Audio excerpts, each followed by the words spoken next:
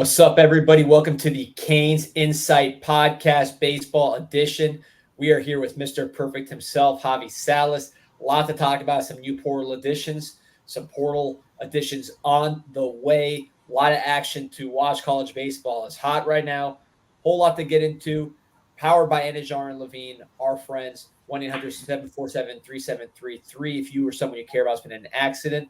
And before we jump into anything, let's hear a word from some of the best friends that Canes baseball has. All right, Hav. Some names in the boat. It's just getting started. We're not there anywhere near the finish line as far as the portal, but now we got some names that we can talk about. Pitchers, so right up your alley. I know you've had a chance to look at these guys. Before we get into the specific players, on the whole, what do you get the sense that Miami's doing here? Yeah, look, I think first and foremost, they're addressing a huge need, right? It was the pitching depth. Whether these pieces end up being starters or relievers, they're definitely, addressing a huge area of need. Needed to raise the floor of that pitching staff, right? I keep talking about that. We need to have some guys who get big outs late in games, guys who give us some length as starters. And, Miami's process here early on has been, let's go address that. Let's go attack that area of need. 3 guys with experience, 3 guys that have pitched at the collegiate level at various different levels, but nonetheless, guys who could step in and get outs right away at a much needed position for the Canes right now. Yeah, a lot of these guys will be working out of the bullpen. Of course, Javi, you got the Bullpen Mafia podcast rolling. I saw Marlins players sharing your stuff on social media. Some great clips. So again, if you're not following Javi with the Bullpen Mafia podcast on all podcast platforms, YouTubes, and social media, do check it out. You're a baseball fan. That's why you're listening to this pod. You will enjoy that. I guarantee you. Bullpen Mafia everywhere, social, YouTube, you name it. But let's get into some of these players specifically, starting – there's the Bullpen Mafia right there as we build the Bullpen Mafia. Thanks, Pete. So let's get into it with, to me, the most talented, it seems, of this crew, the highest upside guy of this crew, it looks like, which is Griffin Hugus. He is a very athletic player out of Palm Beach originally, went to the University of Cincinnati. He was an all-freshman selection in the AAC as a two-way player, went 0-3 with 2 saves and a 4.91 ERA. Again, also played in the infield. Last year, he went 1-2, 6.75 ERA, struck out 27, walked 19 in 21 innings, but also played as a hitter. So, this is a guy who came up as a shortstop, has some nice stuff. You're seeing the mechanics here in high school. What do you see with this guy focusing only on him as a pitcher? Yeah, I think first and foremost, what jumps out to you, right, is the athletic profile. Obviously, as a former shortstop, you're getting a guy who, physically probably looks a little bit more like what you'd want to see out of a pitcher. Obviously, having played a different position, fields his position probably exceptionally well. But what first and foremost, what jumps out is the fastball and the whippy arm. I think that's what you'd like to see out of a guy like this. Hugus, obviously, the numbers aren't necessarily all there, but when you kind of, go underneath the hood and unpack a little bit what Griffin Hugus has from a stuff standpoint, the stuff grades out really well.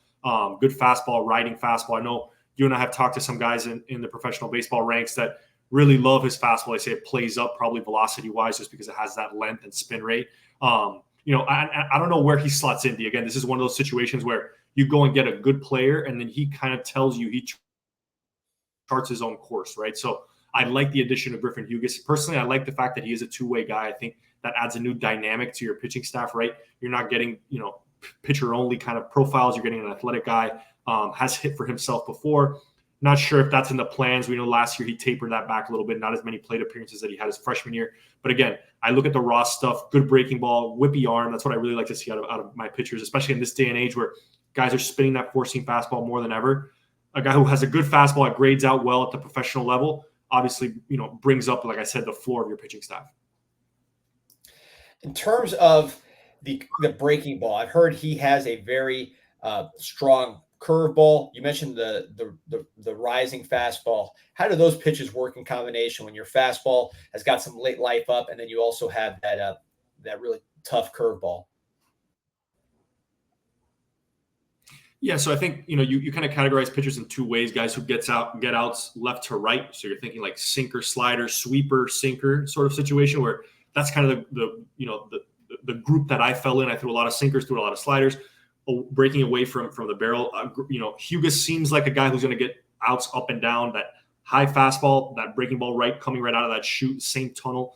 We're seeing now more than ever an emphasis on tunneling pitches, making sure that your pitch, all your repertoire kind of looks the same for those first 30, 35 feet to the hitter at least, and then changes directions abruptly.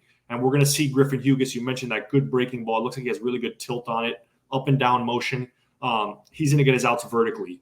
So that riding fastball, which seems to have that, again, to a hitter, from a hitter's perspective, a lot of length, does not sort of come down into you got to go up and chase it. It seems like that ball's just rising right out of his hand. And then the breaking ball, he's going to try and bury it down on your feet. So again, Hugus seems like a guy, he's going to get outs up and down. We're going to see if he has the ability to develop that third pitch, a changeup. If he's going to be a starter, they're probably going to want to have a third pitch, another out pitch. But, I like the stuff. I like the profile. Again, in today's day and age in baseball, you got to be able to have a swing and miss pitch. And it seems like Hugus has two with a really good fastball and a good breaking ball. In terms of the athleticism, what does that mean when you're projecting a pitcher to say this guy's a great athlete? There might be some more meat on the bone here.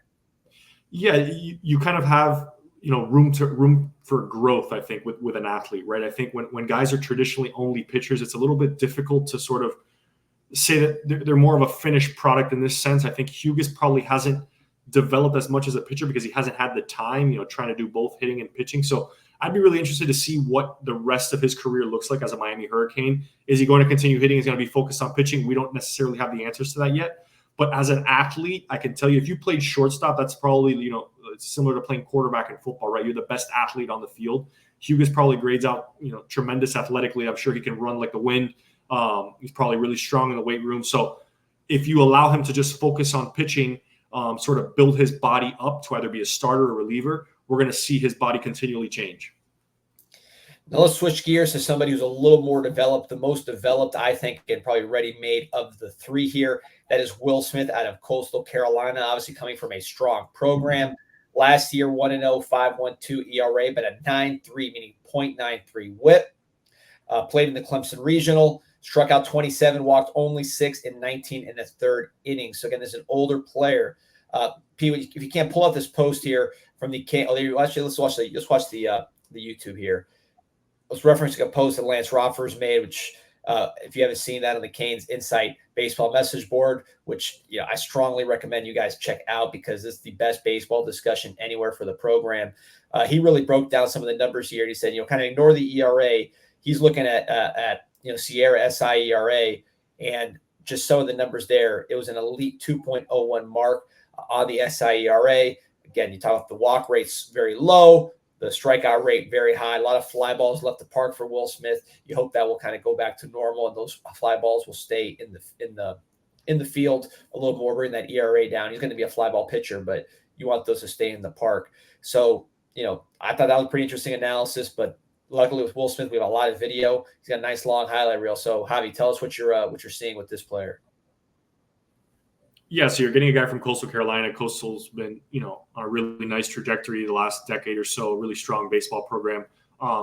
First and foremost, I think what I see out of Smith is what jumps out the page just from a statistical standpoint, the strikeout numbers, right? I know Lance alluded to that in his post, the percentage, but 27 strikeouts in 19 innings, that's a good solid clip, right? Over one per inning. That's kind of what you're seeing, at the major league level. That's what you see elite college pitchers sort of, you want to see that sort of, again, we keep referencing, you got to have some swing and miss in your game. Obviously, Will Smith, coming as a polished pitcher, has the ability to do that. So we know we're getting a guy who knows how to get outs in big situations, has the ability to strike guys out with that swing and miss slider.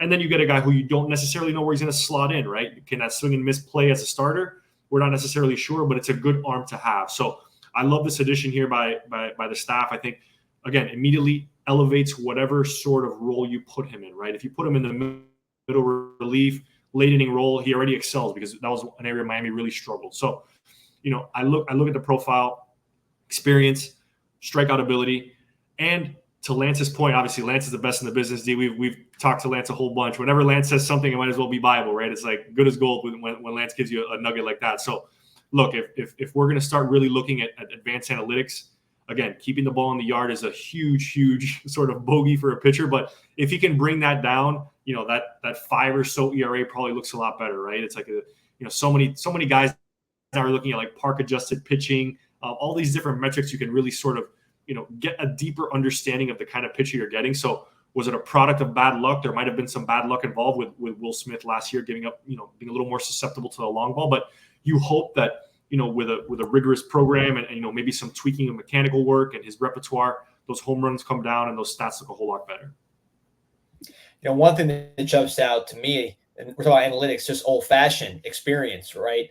Yeah. It seemed last year watching this bullpen that everybody there, was just starting to shave, right? They were all young kids, whether it was Roberts. Cava had a little more experience, but, was not a grizzled veteran, at least when he was thrown in there. Oliveira, guys like that. It seems like this guy brings a whole different level of experience and big game experience to that bullpen. Yeah, look, and right now you're seeing, it's been a tremendous couple of weeks for college baseball. You look at some of these bullpens, there's a lot of 4th and 5th year guys who are experienced, guys who have pitched in, regionals, super regionals. Outside of the Florida Gators, who pitched 9 freshmen this year, there are not really any teams who rely on a ton of freshmen to get outs in big situations, right? So I think you hit the nail on the head in terms of saying experienced teams get to Omaha. We see that in all sports across, college basketball, college football. You need experience at the key positions. Pitcher being, the first and foremost for this, an Omaha run, right? You want to have experienced guys. Will Smith, again, immediately elevates the floor of the experience of your staff, right? 4th year guy, 5th year guy. I'm not exactly sure where he slots in with all the COVID years, but again, a guy who's pitched 3 years in college, getting a whole lot of experience, pitched at a big program like Coastal Carolina. Again, tremendous amount of understanding of the game. He'll come right in, and I'm sure he'll be able to get outs in big situations for the Canes. I mean, just looking at it, he just looks older than what we saw last year. He looks like a grizzled vet when you watch him.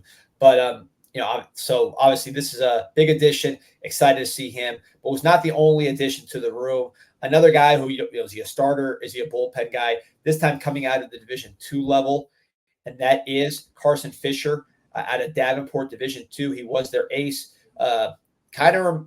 Watching him, the 2 names that came into my head were Nick Robert and Javi Salas, right? This guy's a tall dude, 6'4", 220, big dude with a lot of sink as his bread and butter. So figured he's a perfect guy for you to evaluate because, you had a similar bread and butter pitch, big guy. What do you see with Carson Fiser? Yeah, look, I think you're exactly right on the sinker baller style pitcher. I think that's something that, this program has done really well with in the past. Obviously, JD was one who tinkered a whole lot with a sinker. I was, one of the proteges of that system and developed my sinker at the University of Miami. So a guy who already has that at the Division II level coming into, Division I. And again, people always talk about, does this work? Does this transition from D2 to D1? I don't necessarily put stock in saying yes or no. Let's look at his stats, right? His stats at D2, really good numbers. But then you start looking a little bit deeper, right? He played in the Northwoods League. Northwoods League is a really competitive summer ball league. He's right there. He's there right now with a team in the Northwoods. You look at the roster of that team: guys from Louisville, Georgia Tech, Michigan State. So you have ACC representation, Big Ten. The league is littered with guys from all big Power 5 conferences. He's pitching to a 1.38 ERA. Granted, it's only 13 innings, but he did the same thing last summer, pitched to a 3.26 ERA over 30 innings, right? So, again, you're getting an experienced pitcher, a guy who has a really nice profile. Again, an athletic guy, 6'4", 220, going to fill out a uniform nicely. That's something you definitely want out of a pitcher. So, going to throw a whole lot of fastballs. And then, what you look for is, hey, maybe that D2, defense wasn't doing him a whole lot of favors. All of a sudden you put, a D1, infield, a new look infield. You got Daniel Cuvée behind you at third base. All of a sudden, those numbers look a whole lot better. Again, Pete's showing some video here of his cutter. He's got a really good feel for a cutter. That's a great pitch, too, for a sinker baller because, like I mentioned earlier, the guys who get outs left and right, his sinker is going to be heavy towards the arm side. If he can have a pitch that can get in on left-handed hitters, that's, worth its weight in gold. That's something I really struggled with, especially, being overbearing with that sinker. If you can just keep the lefties honest and come in on their hands, that's a great pitch. So I like the profile. I like who we're getting here. In my opinion, he's the one who truly profiles as a starter. I think the sinker is a pitch that you can go out there and on your worst day, you could throw sinkers all night long, throw 100 different sinkers, and you might have a successful outing because the pitch sort of lends itself to quick innings, pitching to contact. You just got to have a strong defense behind. So again, the Hurricanes addressing pitching here. The next order of business is let's get that defense good behind him, right?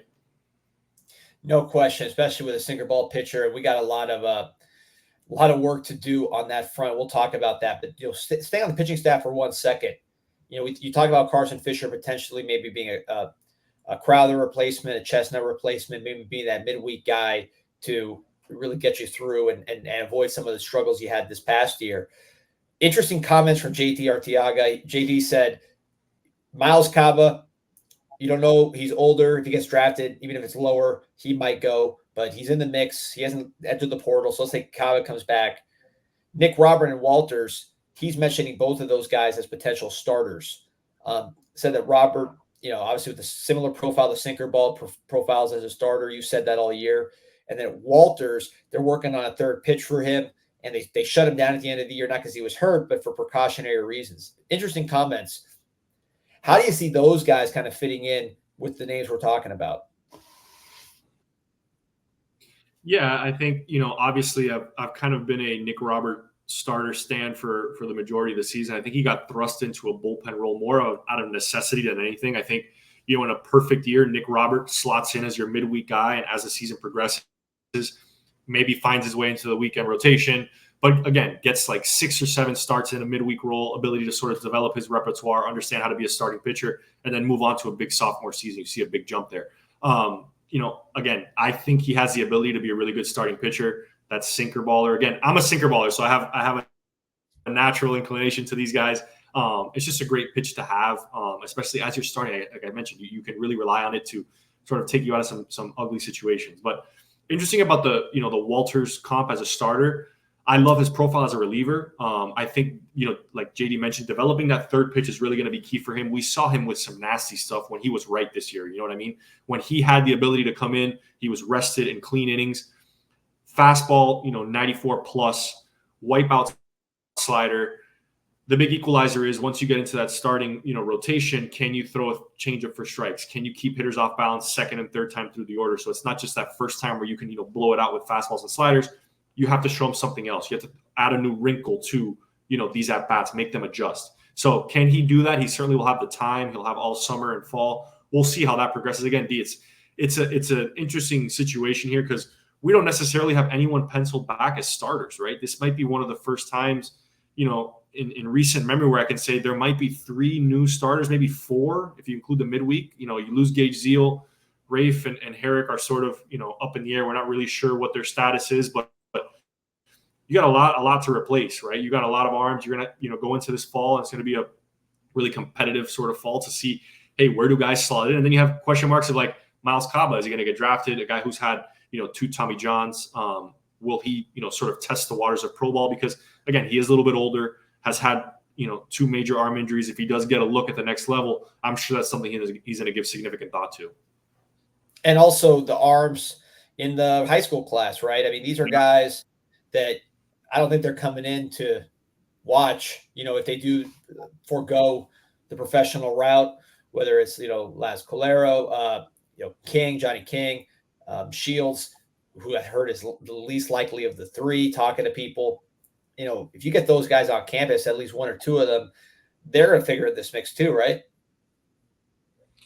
Yeah, certainly. Look, you have to think that, again, the high school, the high-end high school recruiting is this is a difficult time of year, right? The draft hasn't happened yet. It won't happen for another month. It's been moved back since in the last couple of years. They wanted to have it after Omaha was done. Some of these guys were running into the locker rooms to find out they were first-round picks. It was just a lot happening. So I think the draft moving back is sort of a double-edged sword, right? You got to fill your roster, and we've seen Miami be aggressive here in the transfer portal. You got a crop of high school kids coming in.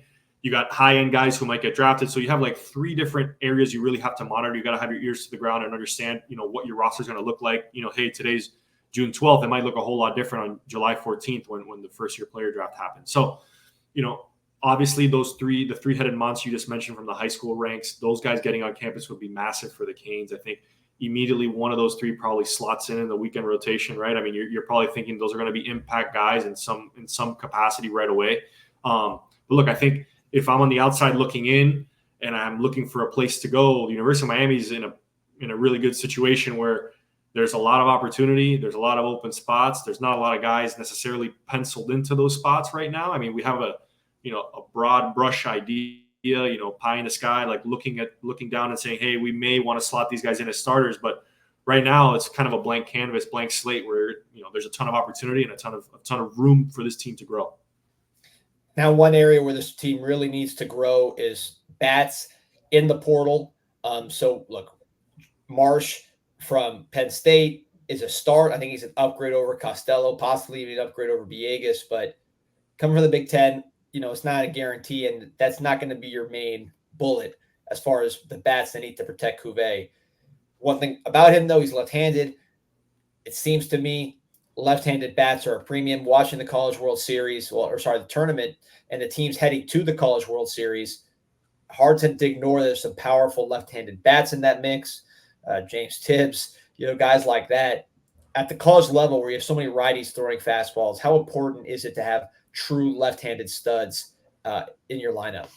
Yeah, look, I mean, you mentioned one, Tibbs, and you can go on and on. Red Caglione is another one. You look at Cam Canarella from Clemson. He's not going to Omaha, but he had a huge home run, to extend the game. And again, all these guys that are tremendous sort of middle of the order bats that are left-handed. It's a theme, right? And you mentioned it, right? A lot of right-handed pitching in college, a lot of right-handed pitching at the big league level. It's just more righties than lefties. So a left-handed hitter seems like he has an advantage as soon as he gets in the box, right? So I think Miami, certainly, I hope to see some aggression here in the next couple of weeks in the portal. We got to address left-handed bat. We got to address bats, period, right? I think there's some serious need to surround Daniel Cuvée with some impact players and impact right away, right? We're looking at these lineups that are going to Omaha, and I'm watching Clemson, I'm watching Florida State. Florida State put a shellacking on UConn, and it seemed like 1 through 9 they were just so strong. There was no easy outs in that lineup. You look at some of the innings they string together, and it was like 2-run home run, double, triple. It's like extra base hits all over the field. And granted, this is one of the eras of baseball where the ball seems to be flying out at a record clip. I'm watching Tennessee play against Evansville the other night, and I mean, every time someone swung the bat, I'm thinking this is going to be a home run, because that's just the way the game is right now. But that's the direction the game is going. You got to follow. You can't be left behind here. We got to build a lineup that, again, is aggressive, hits the ball out of the yard, hits doubles and triples, instill some fear in pitchers. I heard the other day on the telecast, I think it was Kyle Peterson, say that college ERAs are elevated across the board. I think the average ERA was over 6 this year at the D1 level. So again, we're really nitpicking on guys' numbers and ERAs and home runs allowed, but it's like a rising tide. Everyone's giving up home runs. Everyone's giving up runs. There's doubles and triples everywhere. It's the golden era for offense. So let's build a team that resembles that. Yeah, and one thing that I talked to you about this online and on the show, I always remember watching the college baseball. When you watch college baseball this time of year, there were some names that you knew were going to be drafted high. But really, when you look at the mock draft, it was a lot of names you never heard of. At least I never heard of. They were just high school guys, right? And that was the majority, or at least half of what you're seeing. Now, it's almost like watching the college football playoff in football, right? Yeah. Where it's like you have every team feels like they have 2, maybe 3 guys that you are seeing their names high in the draft. And these are the teams in the playoffs, right? It's FSU's got Cam Smith and Tibbs. Georgia has Condon and the kid Trey Phelps, who's crushing the ball. Tennessee's got that third baseman and the second baseman, both hitting jacks. Florida, obviously Caglione stands alone, but they got other guys. Seems like you really need to not just put a team together that complements each other, but you just need some old-fashioned studs. Yeah. Look, that's exactly right. I mean, the star power is greater than ever, I think, at the collegiate level. And look, Miami has one. It's not like Miami was devoid of a star player. They had, Daniel Cuvée, freshman All-America. Every publication, every time you open Canes baseball Twitter account, it's a new publication making him a first-team All-Freshman, right? So, by all accounts, this guy is the goods. I mean, you have a premier player at third base in the middle of your lineup. Now you have to go get auxiliary pieces, and it doesn't have to be necessarily another Daniel Cuvée, but guys that are trending towards Daniel Cuvée. You know what I mean? You look at, again, you just mentioned some of these lineups. It's not one guy, it's 2 or 3 guys. It's a guy batting 7th who has 18 home runs, right? When you're as a pitcher, if I go into a lineup and I say I got to face a 7th batter who has 19 home runs, what does 1 through 6 look like, right? If that guy's all the way at 7 and 1 through 6, forget it. I mean, so college baseball is changing. It's a great time for the sport. Look, I know we talked about it last week, but the last 2 weekends of college baseball, I'm going to say this. I didn't even know the NBA finals were going on this week. I was watching on Monday night. I was locked in on Evansville, Tennessee, had no idea that, Luka and Kyrie were playing against the Celtics. Didn't even cross my radar. So I'm a baseball fan, but I was locked in on college baseball. All my group chats, guys are watching this stuff. I mean, we're in a group chat. We're talking about Evansville. How are they going to survive against Tennessee? Like, this is a tremendous era for the sport. And I think it's imperative that Miami pushes the envelope, gets aggressive. Again, I talked about it last week. You got to be an aggressor, make people feel you. Miami's got four banners out there, right? They got 4 flags flying over the building that have national championships, right? This is not, a middle of the road program. This is a lead dog. This is a program that, is expected to be in Omaha every year. I look at some of the teams, right? Like, everyone keeps talking about Tennessee and how great they're doing. They've been to Omaha like 7 times. Miami's been like 26 times or 25 times, something absurd. Like, I mean, this is where Miami belongs. They belong playing on these big weekends of college baseball. So, again, understand what everybody's doing. The landscape has changed. We know that. We're aware of that. Home runs are flying out of the park. There's star power. College baseball's in a great spot. Go surround your star with other stars, and then find yourself in this situation, whether it's not next year, the year after that, but in short order. We've seen it. Again, we've seen the ability to change a program overnight. No, listen, I'm so with you as far as college baseball. I was always been an MLB guy, and I could not stop watching this tournament. My son, who is obsessed with baseball, he's 9 years old. He's telling me, "Hey, Honeycutt just hit another jack." Just watching the highlights, he knows the players now because there are so much star power in this tournament. The stadiums look great. It just makes you wish Miami was where they had been traditionally for so many years. But of course, that's why we're talking about getting back to it. Real quick before I let you go, Javi, putting your team builder hat for a second. One thing JD mentioned in one of his interviews, which I thought was interesting, is he said, in the context of pitching, he was saying you don't necessarily want guys who are going to peak at 27, kind of meaning let's say the Johnny Kings of the world or the Caleros, the first round picks or second round picks. He's saying sometimes you want guys that are going to peak 20, 21 and be great college baseball players, which is understandable. Obviously, that's the world he's from, right? In this era, are you looking more towards upside projection? Let's just assemble a team of tremendous upside and ceiling and see where it goes? Or are you more like, hey, let me put together a 1 through 9 that complements each other? Not so much worried about the ceiling as much as I'm worried about the floor and the role. How do you put together a college baseball team as opposed to like a AA team? Yeah, I think, there's a lot of truth to what he said in terms of how you build a roster. And I think, I was probably, I look at it through my lens, right? I was not a very polished pitcher at 18, 19 or 20 years old. I had a good sinker. I was able to get outs because I had a good sinker. I just realized that I had a pitch that worked really well for me at the collegiate level, but it wasn't until I got to professional baseball that I really learned and evolved as a pitcher. I was more so, a work in progress my time at the University of Miami. And on the flip side, I played with a lot of guys who, again, you look at some of the guys who I played with, Brian Radzewski, Chris Diaz, Andy Suarez, they were unbelievable talents already at 20 years old, right? Chris Diaz, 2-time ACC Pitcher of the Year.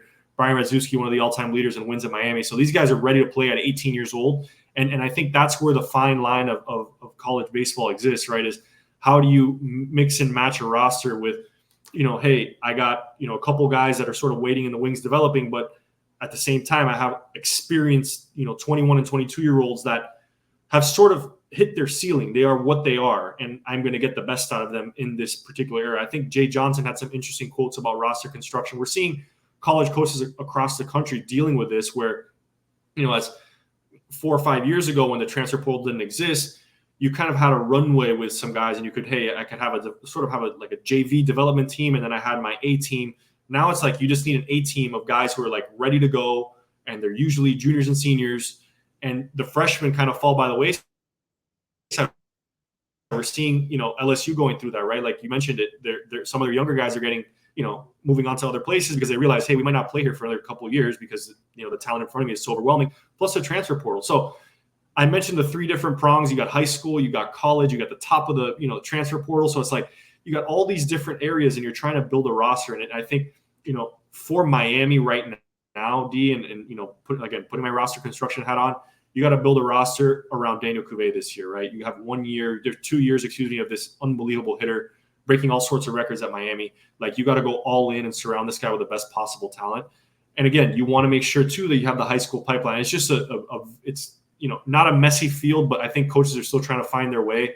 We're seeing some coaches right now that understand what they're doing, right? I think some places are just kind of destinations for players right now. You look at Tennessee, and they're all over TV. The guys are having a blast. The place looks like it's a party. They're having a great time. So as you get into this transfer portal era, you're not only recruiting high school guys, you're recruiting to keep your own guys. Then you got to recruit, the outside world to say, hey, come play at Miami, because we are, number one, going to develop you as a great professional. Number two, you're going to win here. And number three, you're going to have a good time, because I think that's part of the equation too. I think guys want to go to places where there's a great fan atmosphere, where there's a great ability to sort of develop as a player, as a person. And look, what I always tell, people around me, I always told people in pro ball this.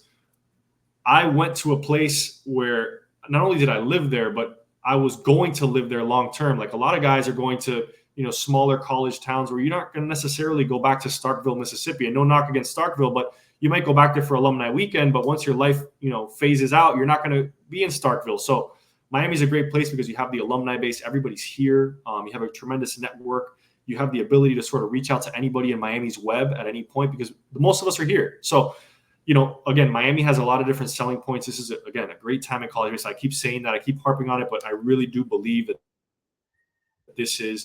we're entering this golden age of college baseball. Guys are bigger than ever. Balls are flying out of the park. Look, if your kid knows Vance Honeycutt, man, it's like, come on. Like, 10 years ago, there's no chance anyone would have known who a Vance Honeycutt was. So, I mean, guys got to take advantage of this. Come to a place like Miami. Again, Miami's on the rise. There is only, room to grow from here. A tough year last year, but, again, blank slate, blank canvas for guys to just come in and assert themselves. Yeah, look, it's obviously a trying time with the season that just passed, but it's an exciting time because who knows? It's rare you see a team where you don't know what the team's going to look like at all, aside from, one position there at third base here as we sit on June 12th. So, Javi, man, appreciate you. If you're not checking out Bullpen Mafia, check it out. You're not going to get better back and forth, baseball talk, all kinds of it inside the game, truly inside baseball from guys that know it. Bullpen Mafia, YouTube, social media, podcast, you name it. Again, Javi, thanks for joining us, man. Appreciate you. Thanks, D. Go Canes. Go Canes.